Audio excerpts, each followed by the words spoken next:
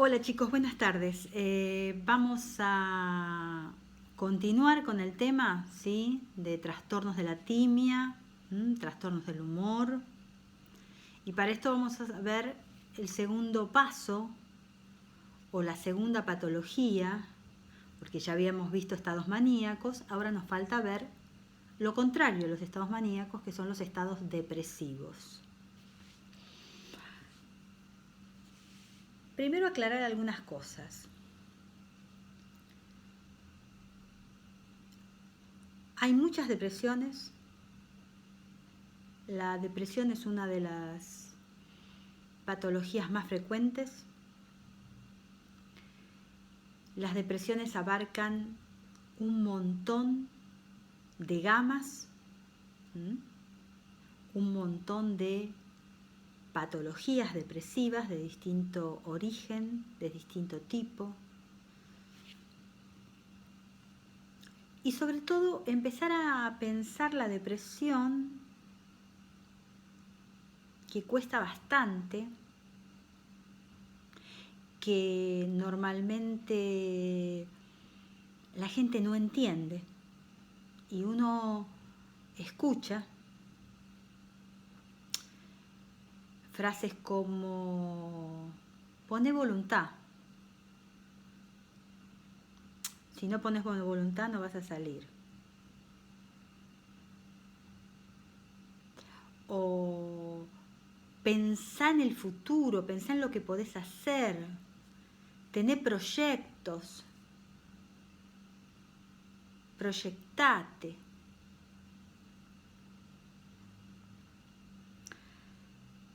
Bueno, primero vamos a empezar a desmistificar, a sacar mitos. La depresión, cuando se le pide al enfermo depresivo que ponga voluntad, es justamente lo que no puede hacer, porque el enfermo depresivo tiene anulado el área de la voluntad.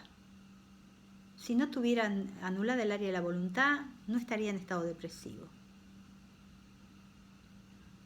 Así que por más que quiera poner voluntad, no puede. Proyectate en el futuro, pensá a ver qué cosas te gustaría hacer, qué planes. El enfermo depresivo no puede proyectarse en el futuro. Es una de las características de la depresión. Para él el futuro es negro. Ve el futuro como un pozo y un abismo, un agujero negro.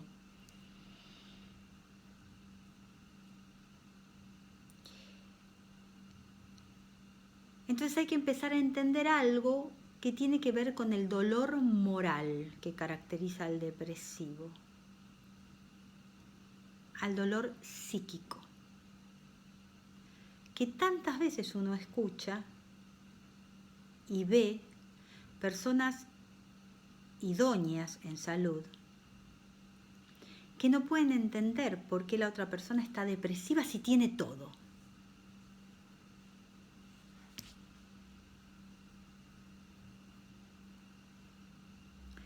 Sobre todo cuando estamos hablando de las depresiones más graves, las depresiones endógenas, las depresiones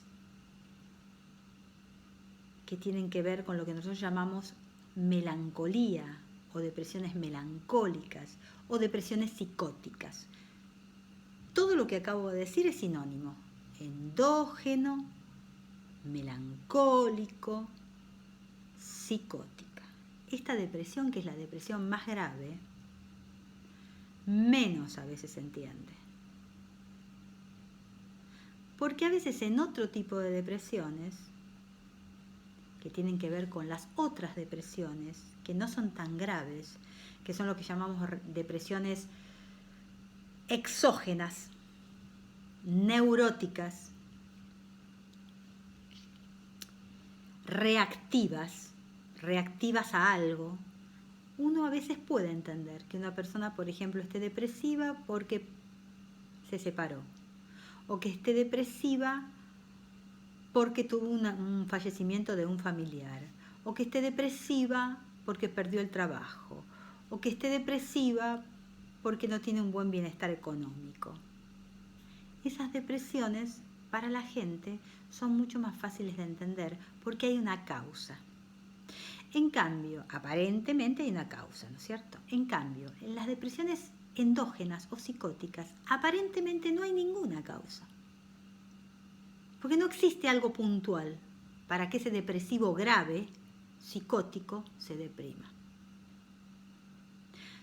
Este tipo de depresiones, de las cuales vamos a hablar,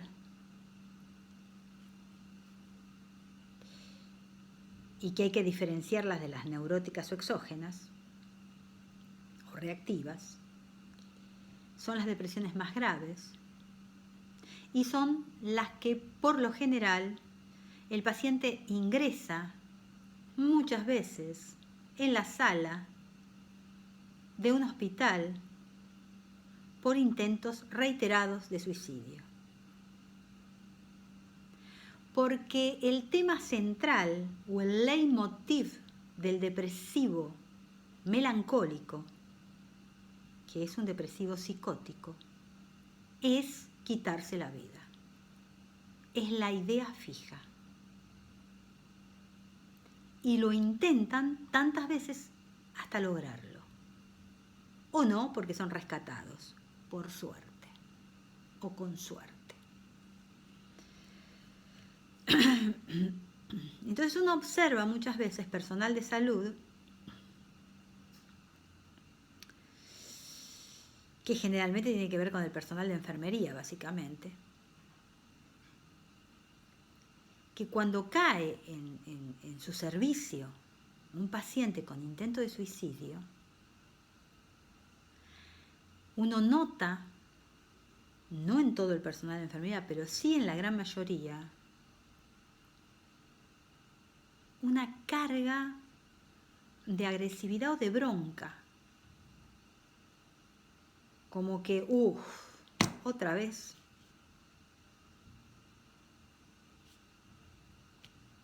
Y ahora está en mi servicio, yo tengo que cuidar que no lo intente, que no lo vuelva a intentar. Bueno, lo primero que hay que empezar a pensar que ese paciente está depresivo y que no me lo hace adrede, que no me lo hace a mí. Cayó en mi servicio. ¿Y por qué cuesta tanto entender?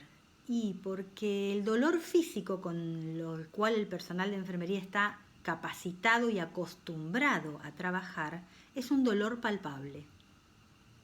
Cuando el paciente se queja de dolor, uno sabe, por la patología que tiene, qué es lo que le duele y qué es lo que le va a doler. Pero ¿cómo explico el dolor psíquico si no lo veo? Que es más terrible y más profundo que el dolor físico,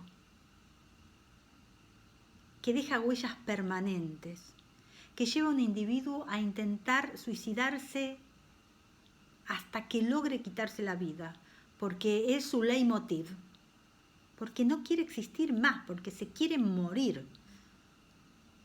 Y entonces esto provoca una reacción contraria a la que debería ser en el personal de enfermería. ¿Por qué? Y porque ustedes están trabajando para salvar vidas. Entonces no pueden entender cómo hay gente que lucha para salvar su vida. ¿Y esta persona qué le pasa? Que se quiere suicidar y ya entró 20.000 veces con reiteradas situaciones de suicidio. ¿Cómo no hace nada para querer la vida? Solo quiere morirse y desaparecer. Y encima me lo traen al servicio. Y claro, hay algo fundamental, chicos. Yo no puedo curarlo. El personal de enfermería no está para eso. El personal de enfermería lo que tiene que hacer en ese momento, que es la función, la única función que puede hacer, es que en el tiempo en el cual yo esté en el servicio y ese servicio esté a cargo mío y ese paciente esté a cargo mío, las horas en las que va a estar a cargo mío, no vuelva a intentarlo. Por eso un montón de recaudos. Y esto implica que tenga una guardia mucho más jorobada, porque voy a tener que tratar de estar permanentemente cerca, las rondas van a tener que ser mucho más, con más asiduidad. Si me pide para ir al baño, voy a tener que dejar el baño con la puerta abierta, voy a tener que controlarlo, voy a tener que ver que no haya ningún elemento con lo cual se pueda lastimar o volver a intentarlo. Y claro, esto genera sobrecarga de trabajo.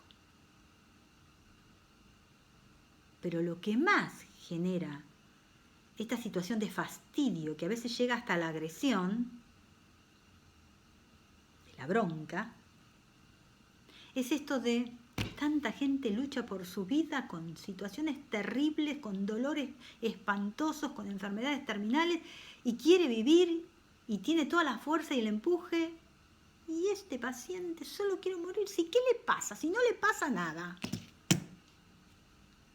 Si no hay un dolor físico, no hay una enfermedad. No, claro. Pero hay un dolor psíquico que, como no es palpable, solo el que pasa por estados depresivos sabe de lo que se está hablando. Y mucho más este depresivo, que además llamamos melancólico a este tipo de pacientes, que además es un depresivo psicótico, o sea, con todas las características de un paciente psicótico.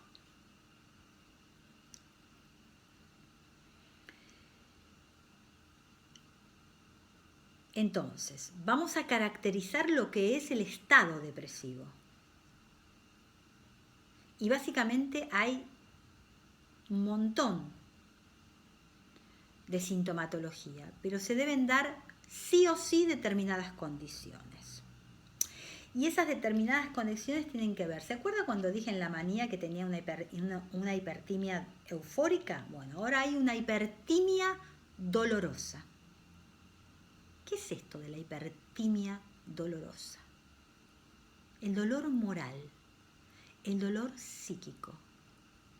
El paciente no tiene voluntad para continuar con sus actividades diarias.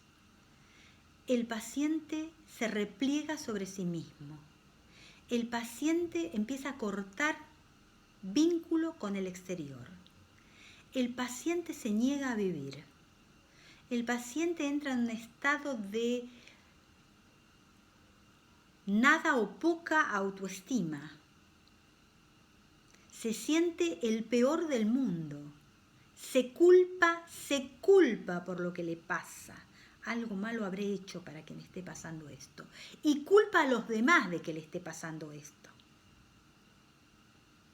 En su fantasía, en su psiquis. Es como un castigo divino. Me merezco esto que me pasa.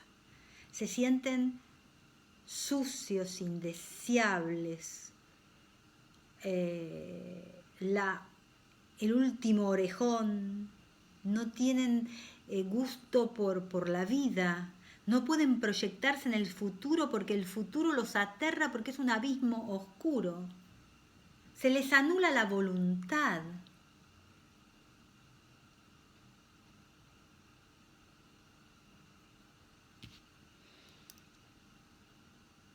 Y es muy difícil revertir este tipo de depresiones.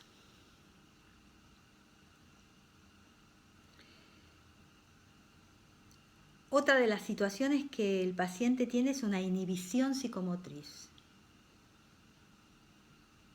Se van aletargando los procesos psicomotores. Se vuelve lento para caminar, no quiere levantarse de la cama, las cosas le cuestan el doble. Los pensamientos, las fantasías y los delirios que tiene hacen que también esto cueste el doble. La actitud física, corporal, es como si llevan una carga, un peso. Como si cargaran una mochila con la cual se quieren despojar y junto con esa mochila quieren salir ellos de la vida. dejan de hablar, muchos de ellos, entran en posición catatónica, no se conectan, solo están con la cabeza baja, con la mirada al piso, no responden a los tratamientos, no comunican, no hablan, gimen, lloran. Otra constante es la ansiedad. Ustedes me van a decir, qué raro, un depresivo ansioso, sí. Hay un tipo de depresión que después vamos a ver que es la depresión ansiosa. Ahí no hay inhibición psicomotriz. Ahí lo que hay es un deambular. Deambulan de noche, caminan, gimen, se culpan, alucinan. Pero siempre como leitmotiv es, ¿cómo hago para salir de este mundo? Para no existir más, para terminar con esto, con este dolor psíquico con el cual no puedo más con mi vida.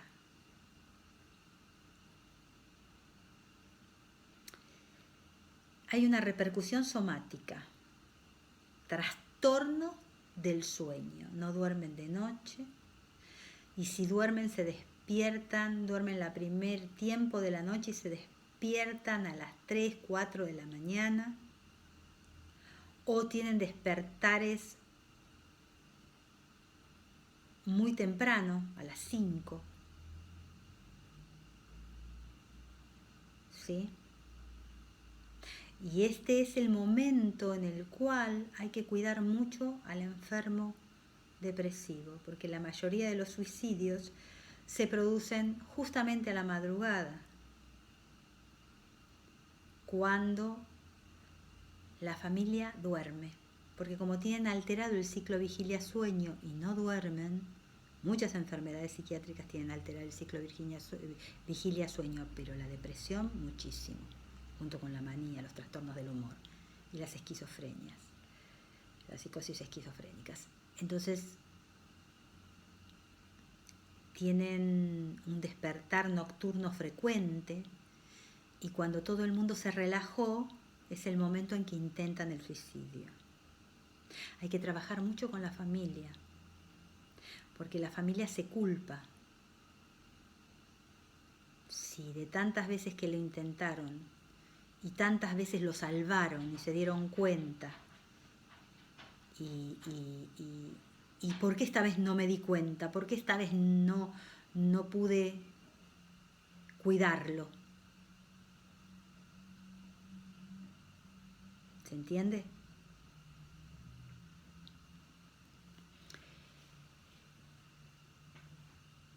En esta repercusión somática también hay anorexia. Adelgazan rápidamente, falta de apetito.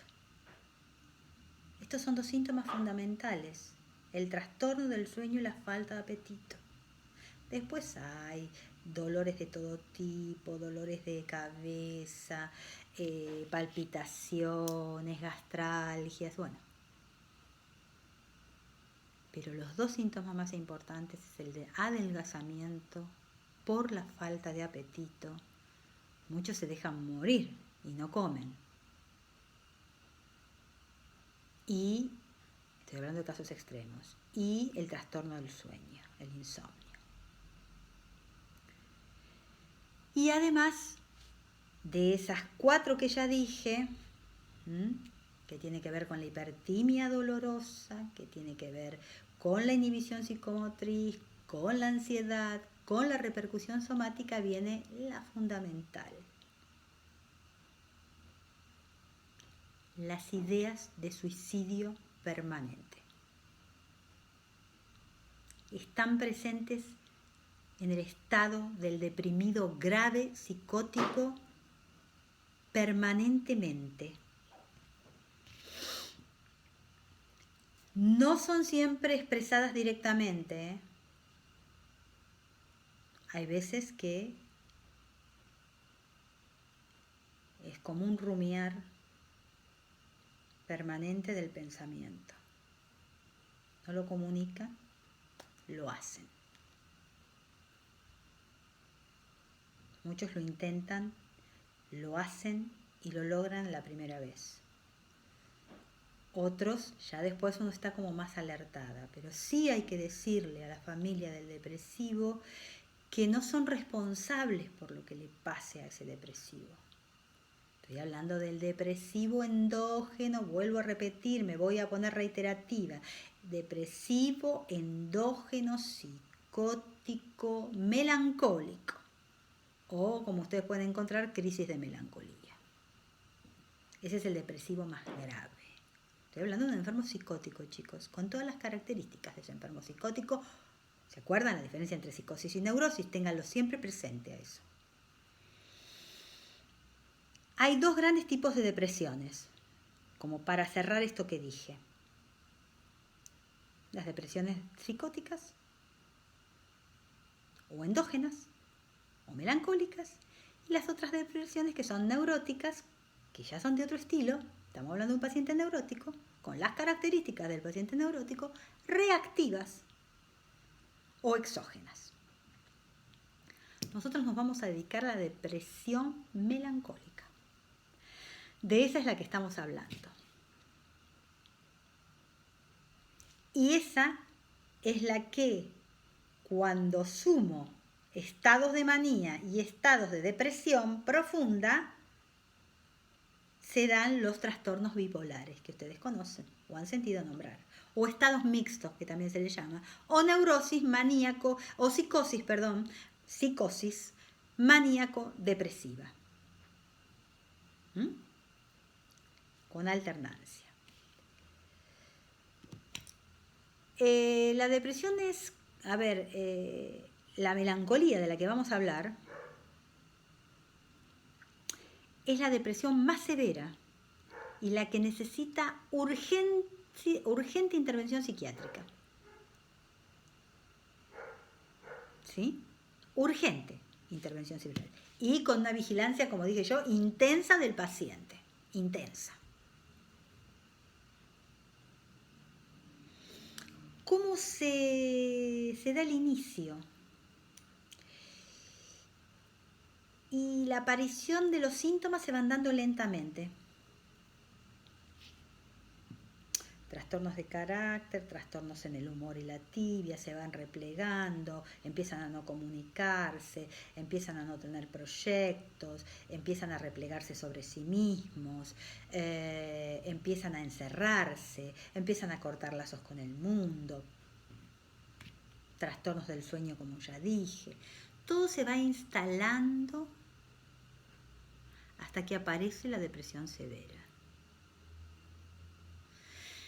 Este tipo de estados, tanto los depresivos como los que vimos antes, los maníacos, y lo dije cuando vimos estados maníacos, tardaba un montón de tiempo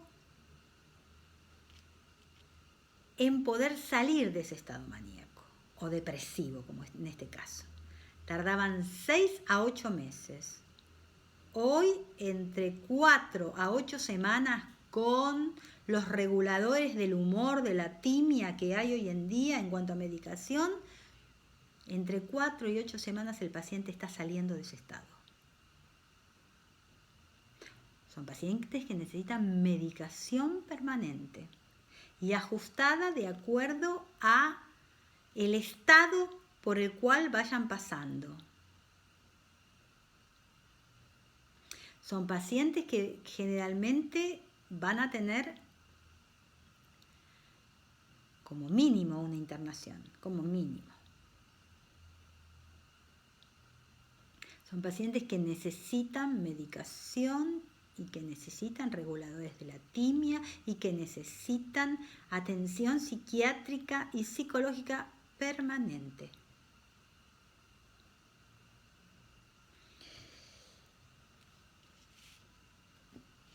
El enfermo tiene como una gran tristeza, pero no es una tristeza originada en algo puntual. No se sabe. Es una gran tristeza, una gran desolación. un profundo vacío, pesadumbre. Bien.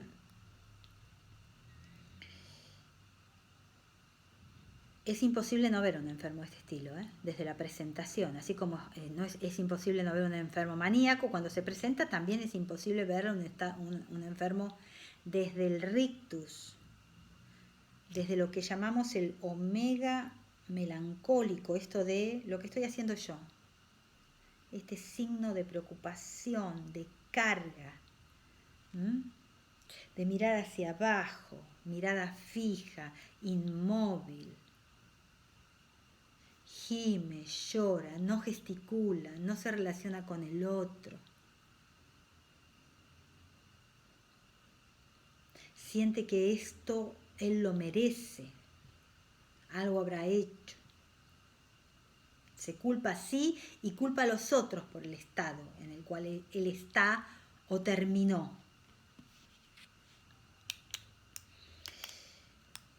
Hay llanto, hay gemido, hay suspiros.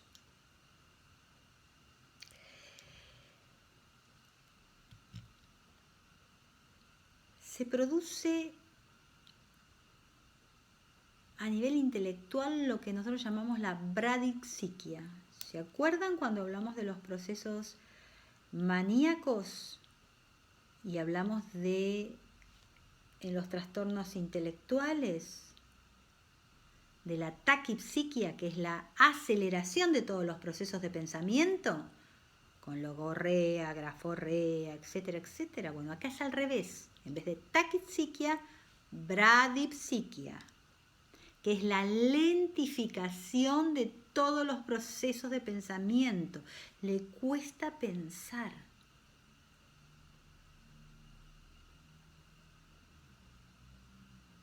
Le cuesta proyectarse, como dije, en el futuro. Está lento. No habla, habla poco o directamente corta la comunicación, el lenguaje con el otro y queda en mutismo total y no se comunica y se encierra y puede permanecer días en la cama y no querer alimentarse y dejarse morir. Que es otra de las maneras de suicidarse.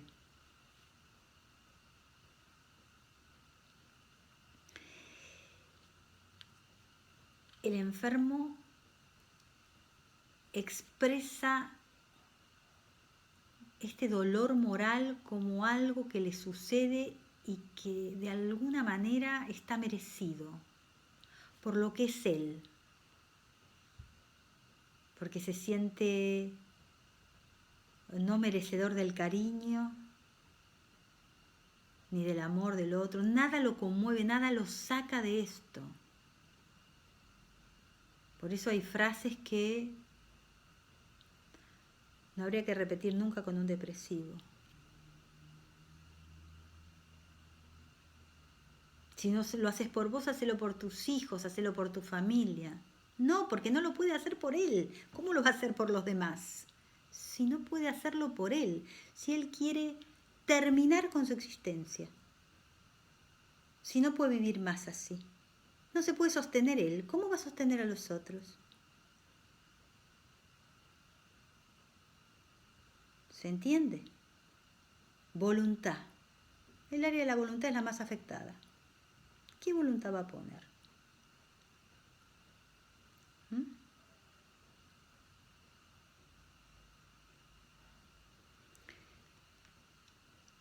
Este tipo de depresivos va a llevar un proceso, va a tener altas, mesetas, y si está bien medicado, ¿sí?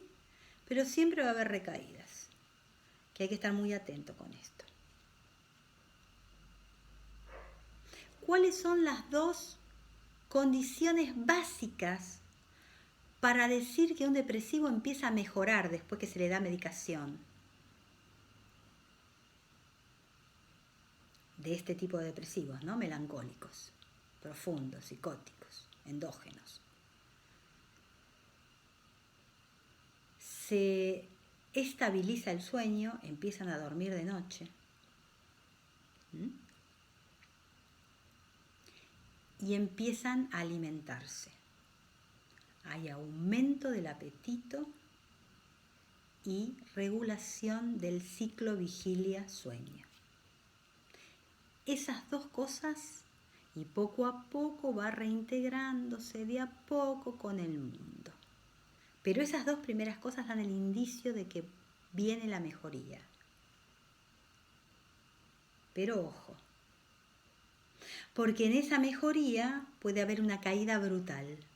Entonces la familia se relajó porque ya lo ve que va saliendo el paciente.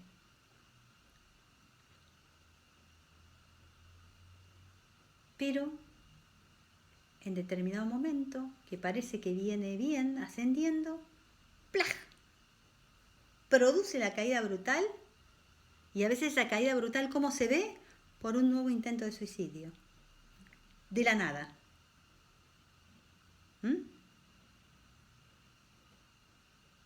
Y a veces lo logran, porque es cuando la familia se relajó. Que es muy difícil tener este tipo de pacientes. Que mientras uno está en una sintonía, este paciente está las 24 horas del día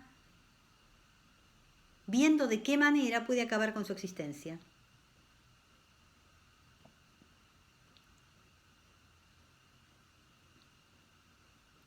Como difícil, ¿no?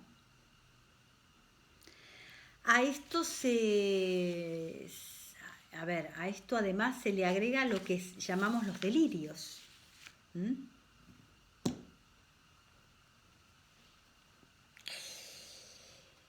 Y los delirios son muchos, después los vamos a ver. Hay delirios muy claros en el depresivo. Hay un sentimiento en cuanto al humor también, de impotencia, de imposibilidad de hacer, de imposibilidad de salir de eso.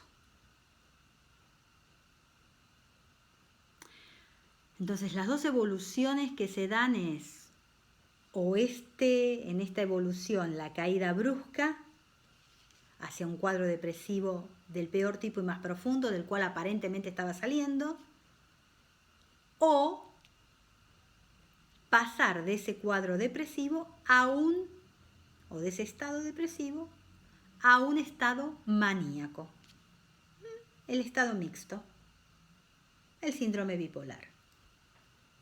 Esas son las dos evoluciones que se pueden dar como complicaciones. Los que sufren de síndrome bipolar o estados mixtos permanentemente alternan entre manía y depresión. Hay un momento que puede estar como meseta, en el medio, donde está estabilizado, y después de vuelta manía, depresión. Bien.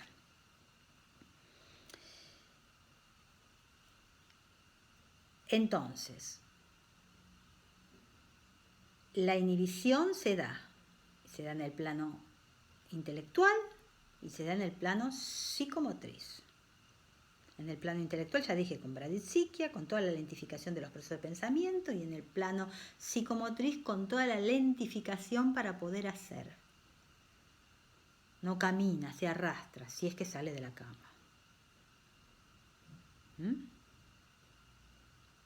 Le cuesta empezar el día, le cuesta las tareas permanentes, le cuesta todo.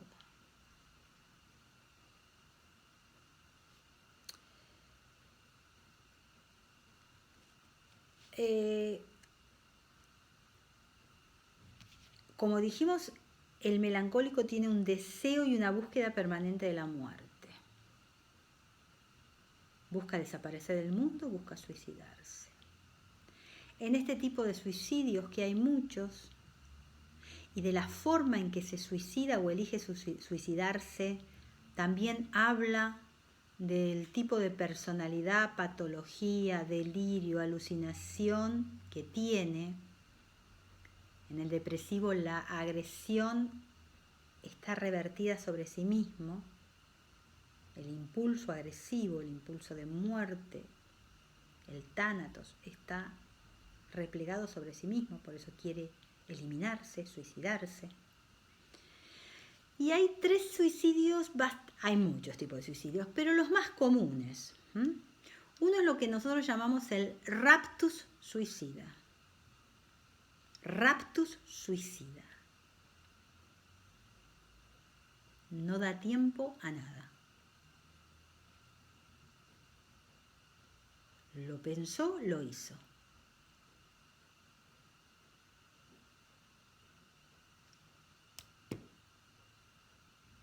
Están en una reunión, se levantó, empezó a deambular, abrió la ventana, salió al balcón, se tiró. A lo mejor en un momento en que la gente pensaba que estaba mejor.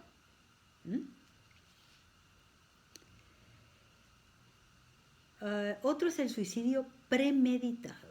Ese es el suicidio donde el paciente pasa tiempo premeditando cuándo, dónde, de qué manera, si va a dejar cartas, si no va a dejar cartas, si va a explicar, si no va a explicar, cómo se va a suicidar, en qué momento se va a suicidar.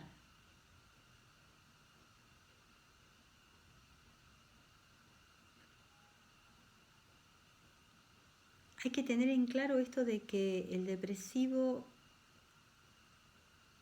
normalmente este tipo de depresivos profundos no dan aviso. Yo creo que no dan tiempo, no es que no dan aviso. Porque las personas que están alrededor no captan los avisos, porque a veces esos avisos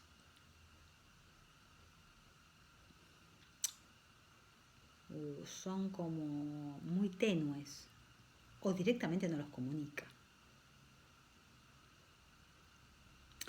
Entonces estamos en el rapto suicida, en el suicidio, en el suicidio premeditado y un tercer tipo de suicidio que se llama suicidio altruista.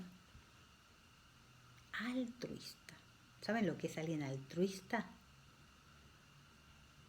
Una persona que es altruista es una persona que es un benefactor que hace el bien al otro.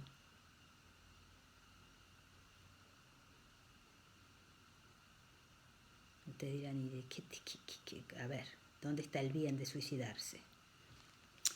Bueno, este tipo de suicidio, el suicidio altruista, son los suicidios que a veces uno ve,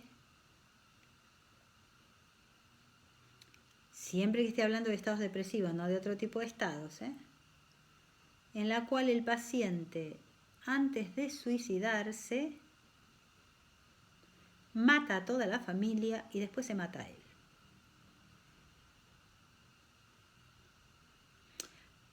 Motivos, razones.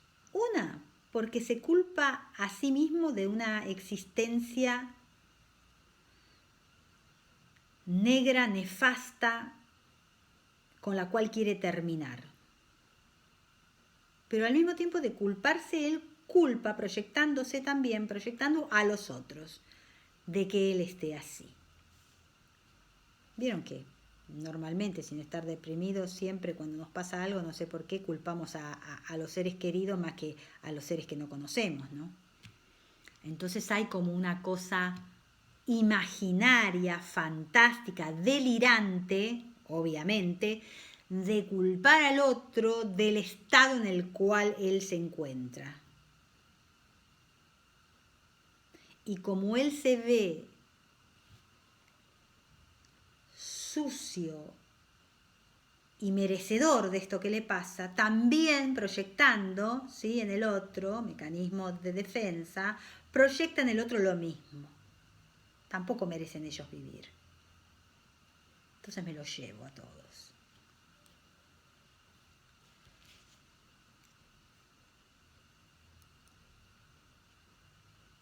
Eso es uno de los razonamientos. Otro de los razonamientos, dentro de lo que se puede razonar con esto, estamos hablando de pacientes psicóticos, es Si yo soy cabeza de familia, ¿qué destino les espera si yo me suicido? Y yo me tengo que suicidar. Entonces van a pasar penurias, van a pasar dentro de su imaginación. Entonces me lo llevo. Yo no sufro más y ellos tampoco sufren más.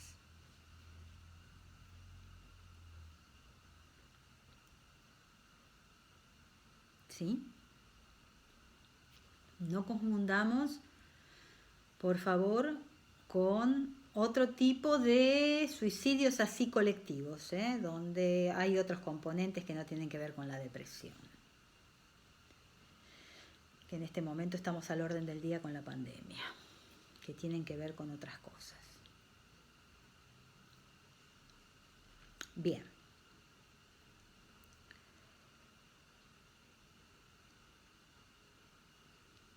Tipos de depresión.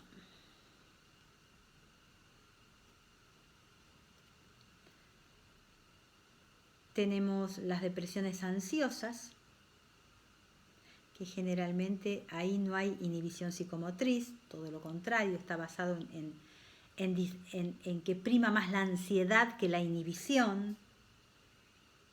Entonces el enfermo deambula por la casa, está ansioso, angustiado.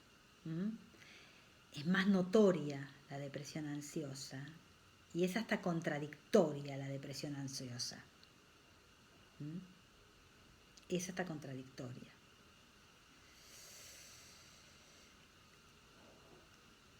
Estamos hablando de este tipo de depresión, donde el signo más evidente es la ansiedad del paciente. Después tenemos otro tipo de ansiedad que tiene que ver con la estuporosa. Creo que ustedes la tienen como estuporosa, a ver. Sí, la melancolía estuporosa, la melancolía ansiosa, la melancolía estuporosa. Acá sí, la inhibición psicomotriz es muy marcada, muy marcada. El enfermo queda en estado de estupor cuando es muy grave la situación. No se mueve, no sale de la cama, tiene la mirada fija en el techo, no responde a estímulos, no se comunica. Ahí la inhibición psicomotriz es fuertísima. Se destaca por eso. No se quiere alimentar. No se quiere bañar, no se quiere nada. ¿Sí?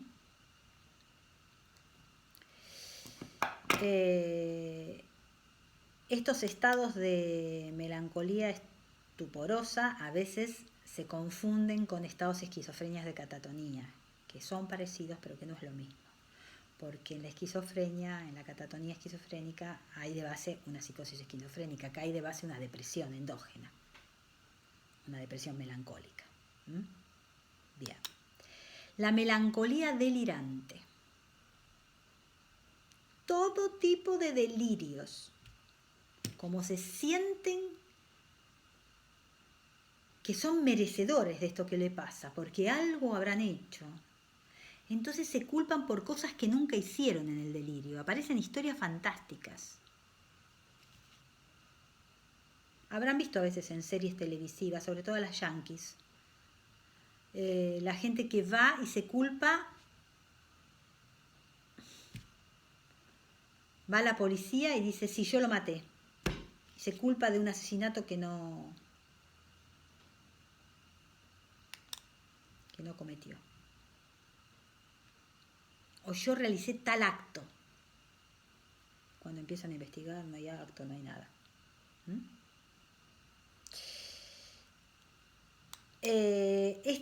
Esta melancolía delirante es la más difícil de diagnosticar porque se mezcla con otro tipo de psicosis como la esquizofrenia, como la psicosis aguda, como los delirios, como la paranoia, ¿sí?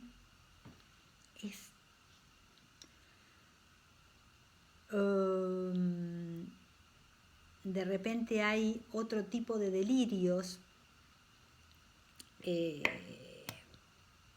que tiene que ver con lo que nosotros llamamos el síndrome de Gottard, que es que el enfermo dice que está vacío por dentro, que tiene un bicho que le sacó los órganos y se los comió, que está putrefacto por dentro, que se está secando en vida, ¿sí? Esto tiene que ver con alucinaciones, porque además dicen, ¿no ve cómo estoy? ¿No me ve? Tiene que ver con alucinaciones y delirios de este tipo, ¿sí? O estoy helado, estoy muerto o estoy helado.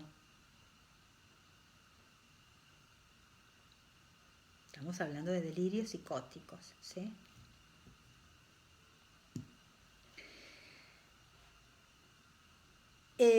Otra es la melancolía larvada o enmascarada.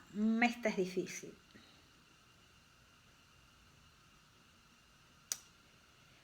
¿Por qué digo esto? Porque los signos depresivos son muy discretos.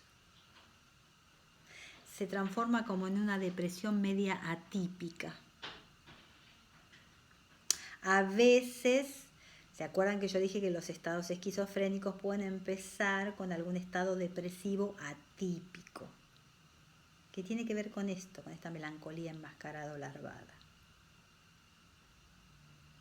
Y después no se desarrolla el estado depresivo, aparece el brote esquizofrénico.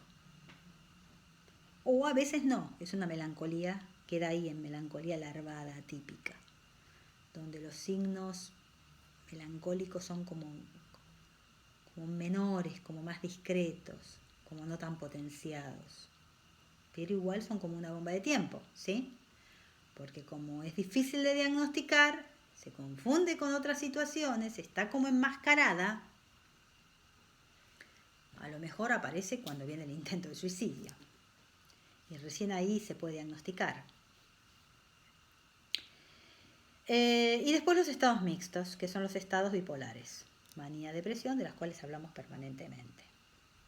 O neurosis, o psicosis maníaco-depresiva. O trastornos de bipolaridad.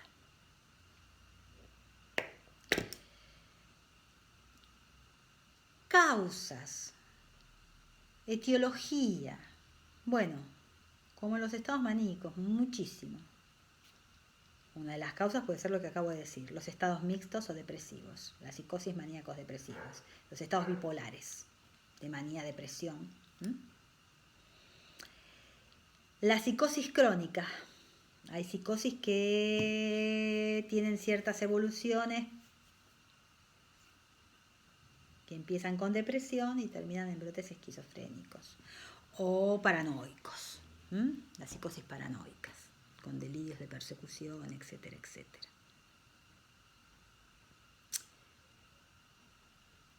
Causas tóxicas, igual que en las manías. Abuso de alcohol.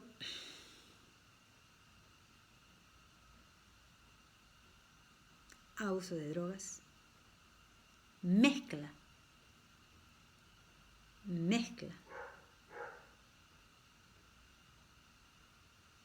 de determinados elementos tóxicos en el organismo. La gente adicta sabe perfectamente cómo hacer para estar pum para arriba y cómo, si está muy pum para arriba, tomar cosas para estar pum para abajo.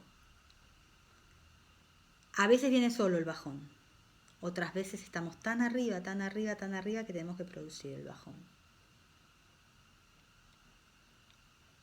Y al revés también, a veces estamos tan abajo que hay que producir el arriba.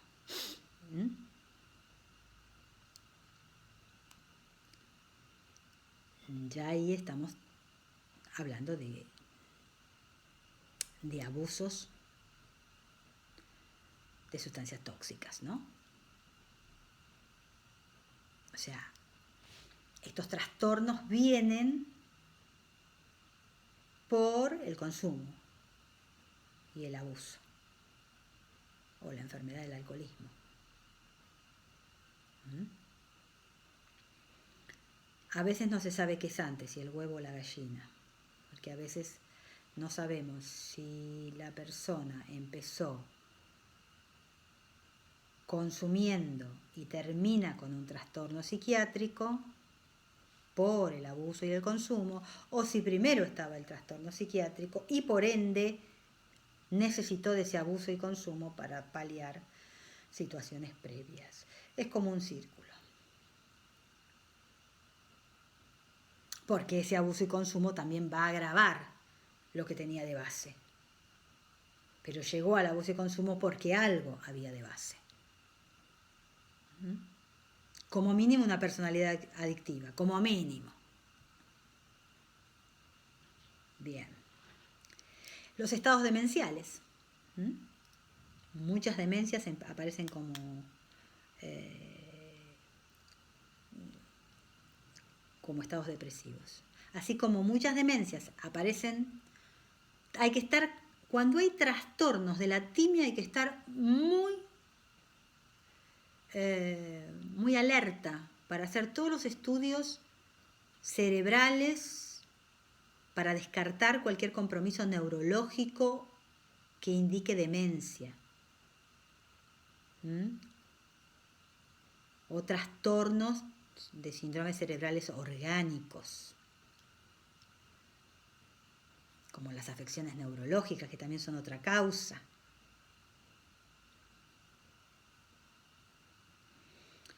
Accidentes cerebrovasculares, tumores cerebrales, traumatismos craneales pueden traer estados depresivos de este estilo.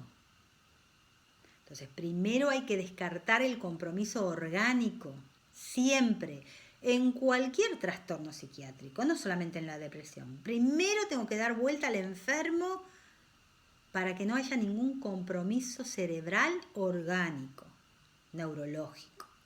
Y si no lo hay y no encuentro por ningún lado, entonces recién ahí empezamos a hablar de trastornos psiquiátricos. Por supuesto que para alguien muy avesado se va a dar cuenta de entrada, pero necesita corroborar, aunque tenga el diagnóstico de que no es neurológico, ni es un síndrome cerebral orgánico.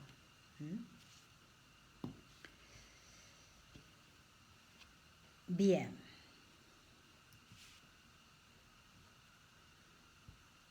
Con esto terminamos trastornos de la timia y del humor, unidad 5. Y nosotros nos estuvimos centrando en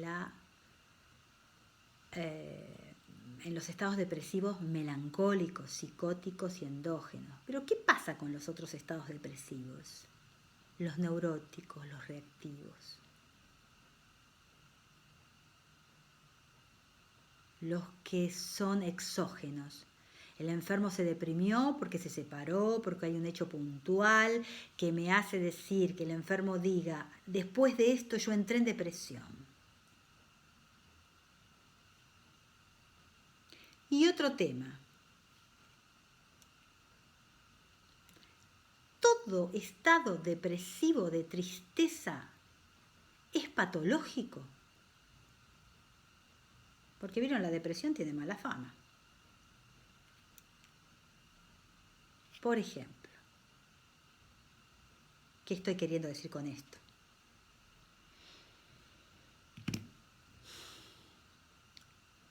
Si tengo una pérdida en mi vida, pérdida de trabajo, fallecimiento de un familiar, una separación no esperada, no deseada, un exilio, si me tengo que ir a otro país y dejar mis costumbres, mi vida. A veces los exilios son para estar mejor, pero se pagan un precio muy alto, porque hay que dejar muchas cosas de la idiosincrasia de uno y los afectos. O peor, si ese exilio es involuntario porque me invitaron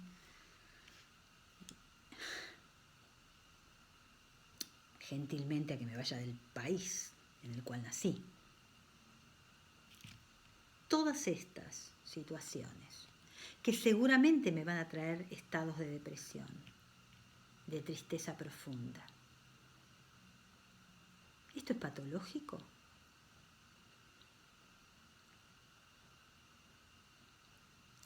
A ver, hay momentos en los cuales el individuo tiene crisis accidentales en su vida, de todo el tipo de los que acabo de nombrar, que es esperable y hasta sano que entre en un estado de depresión, de tristeza y de angustia. Porque si a alguien que se le murió a alguien está como si nada, y a los 2 días está pila y se va a bailar y se va de vacaciones y hace como que nada pasó, eso es lo patológico.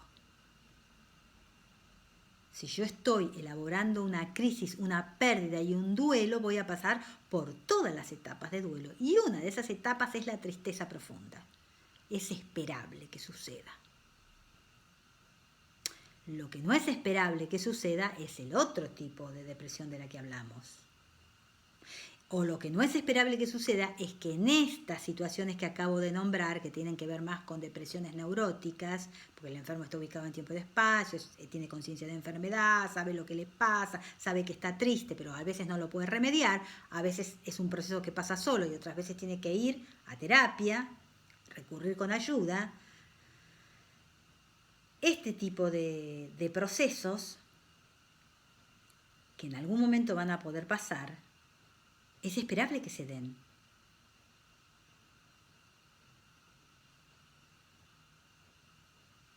Por supuesto que se pueden complicar. Una depresión neurótica se puede complicar. Y entonces vivo en duelo permanente.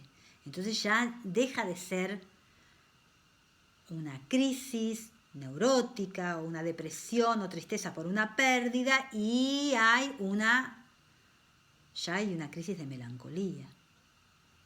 Ya se está agravando la situación.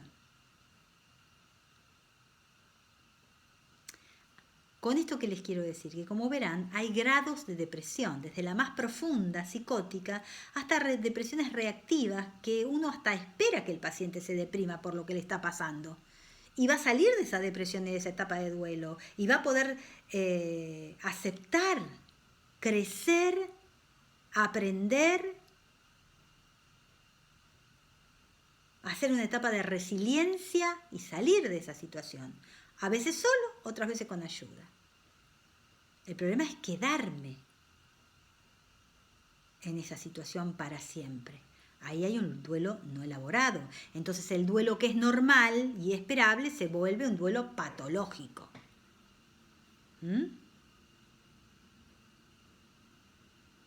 ¿Hay problemas también en el depresivo neurótico de intentos de suicidio?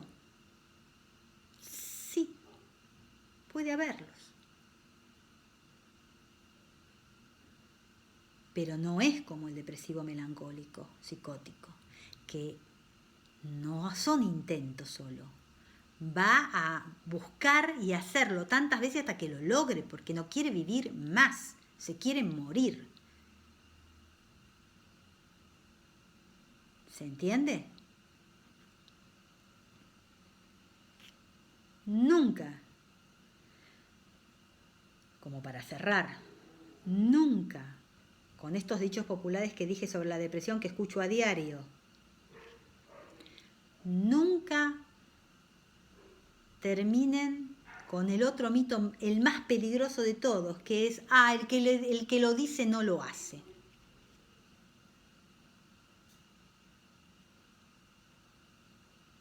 El que lo dice a veces no lo hace y es solo para llamar la atención.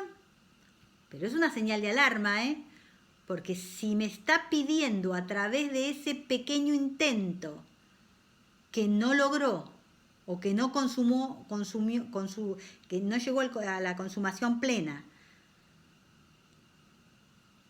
hacerme un llamado de atención, como diciendo, hey, estoy aquí, me está pasando algo, ¿sí? Lo tengo que tener en cuenta eso. Porque puede ser un llamado de atención y quedar en eso. Puede ser que el llamado de atención no le baste y cada vez intente más hasta que lo logra. O puede ser que lo logre de entrada. O que lo intente 20.000 veces a pesar de todos los recaudos que ponga la familia hasta que se suicida. ¿Sí?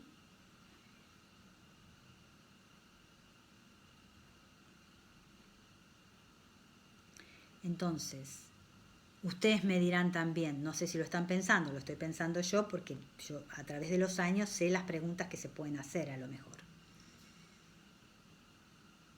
¿Y si es una manipulación para manipular al otro?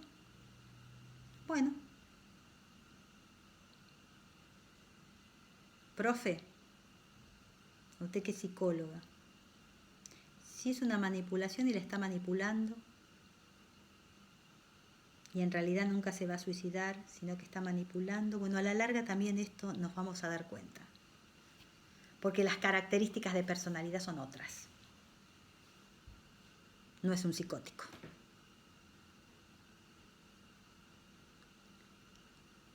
No es un neurótico que sufre. Tendrá otro tipo de personalidad. Narcisista, manipuladora, psicopatológica, psicopática, no psicopatológica, más correctamente psicopática, porque psicopatológico es todo. ¿Sí? Eso es otra cosa. Pero nunca, nunca tomen como banal, como poco serio que alguien diga o exprese a través de una carta o a través de algún modo, ¿sí? Que esto que está diciendo es para llamar la atención. Y mucho menos si el que lo dice es un adolescente, mucho menos. Porque la etapa de adolescencia es la etapa todavía de formación, es la etapa del idealismo, del amor romántico, ¿sí? La etapa en que se necesita de los pares. Así que cuando hay un pequeño esbozo de que alguien, adolescente, no quiere vivir, se quiere morir, hace cartas de muerte, dice que en algún momento se va a matar, aunque nunca lo haya hecho, consulta psicológica. Después veremos a través de la consulta y nos quedamos tranquilos. Pero el adolescente es muy idealista. Y proyecta, todavía se está formando. Y proyecta en el otro, introyecta en el otro, porque todavía está en formación de su personalidad adulta. Entonces, ojo con esto. Es lo mismo cuando decimos, ojo cuando alguien dice, un nene dice que hay alguien que no se le pone para llamar la atención.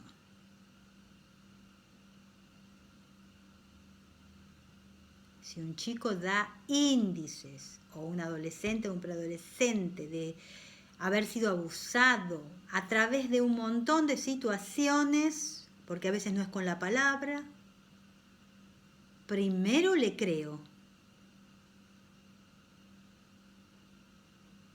Sobre todo si es un chico chico.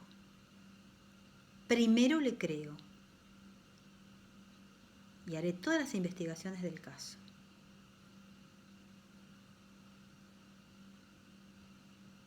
Pero es muy raro que un nene muy chico dé signos tan claros de cosas que son de adultos, con pelos y señales, a veces no hablando a través de los dibujos como vemos nosotros. ¿Sí?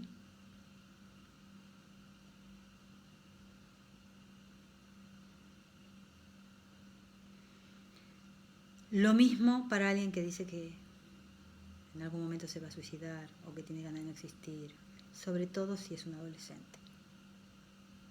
¿Mm?